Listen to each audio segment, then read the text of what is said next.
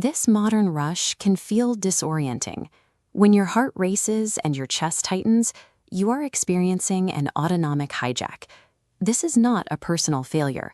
It is your ancient survival software reacting to a high-speed environment it wasn't designed to process. We can intervene in this process using specific, repeatable steps. To begin, you will need a quiet space, a notebook, a pen, and the calendar app on your smartphone. The goal of this protocol is to move you from a state of passive reaction to active intervention. We are going to use the Daily Resilience Protocol to override the stress response as it happens.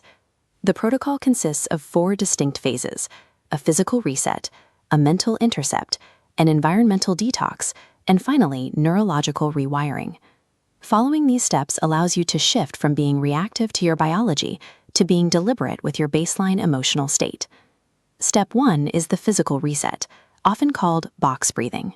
This serves as a manual override for the body's fight-or-flight response.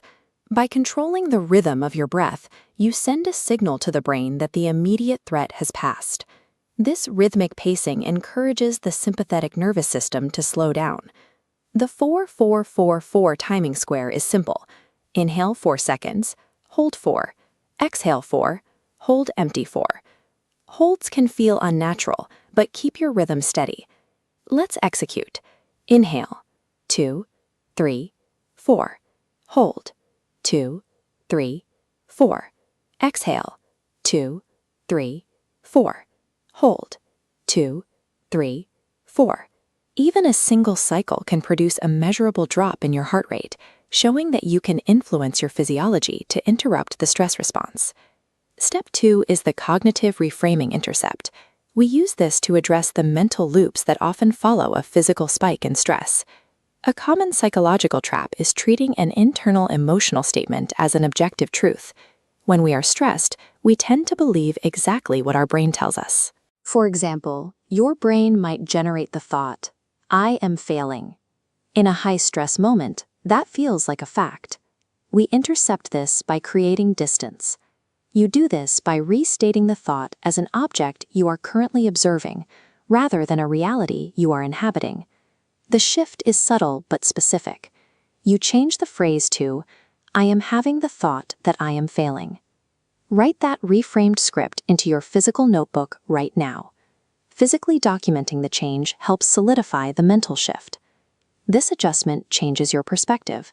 By using more precise language, you become an observer of your thoughts instead of a victim of the panic cycle. Step 3 is the nature interface.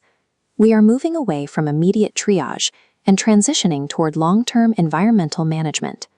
Research indicates that a 15-minute exposure to nature reduces baseline cortisol levels. This shift helps the body recover from the cumulative effects of the day. Open your calendar app now. Schedule a 15-minute block labeled Nature Interface for later today. Treat this as a mandatory appointment for your recovery. The final step is the evening joy deposit. This step focuses on long-term maintenance by addressing how your brain processes the day's events. Before you go to sleep, write down 3 specific things that brought you a sense of peace or quiet satisfaction today. Avoid vague generalities. Do not just write "my family." Instead, note a specific detail, like the taste of morning coffee or the exact light at sunset.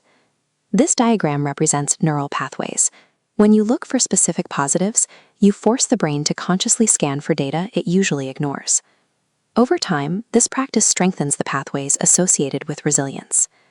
You now have a 4-part protocol covering your biological, psychological, environmental, and neural responses. True resilience is a daily, repeatable protocol.